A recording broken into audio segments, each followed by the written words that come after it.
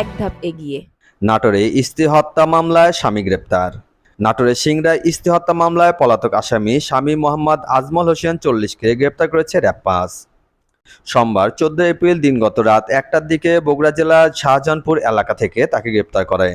আর সোমবার 15 এপ্রিল এক প্রেস বিজ্ঞপ্তিতে নাটোর র্যাব ক্যাম্প থেকে এ তথ্য জানানো হয়। গ্রেপ্তারকৃত আসামি আজমল সিংড়া উপজেলার বাইগুনি গ্রামের মাওলা শেখের ছেলে। র্যাব নাটোর জানায়, প্রেম করে বিয়ের 4 দিন পর স্ত্রী নূপুর 30কে হত্যার অভিযোগ ওঠে স্বামী আজমলের বিরুদ্ধে। ওই দিন আজমলের বিরুদ্ধে হত্যা মামলা করেন নিহত নূপুরের বাবা। মামলার দায়িত্ব প্রদান করা হয় র্যাবকে। মামলার দায়িত্ব পাওয়ার পরেই গোয়েন্দা তথ্য ও তথ্য প্রযুক্তির মাধ্যমে ঘটনার সাথে জড়িত স্বামী আজমল হোসেনের অবস্থান শনাক্ত করা হয়। পরে রোববার 14 এপ্রিল দিনগত রাত 1টার দিকে আসামি আজমলকে বগুড়া জেলার শাহজাহানপুর থেকে গ্রেপ্তার করা হয়। পরে তাকে সিংড়া থানায় হস্তান্তর করেন।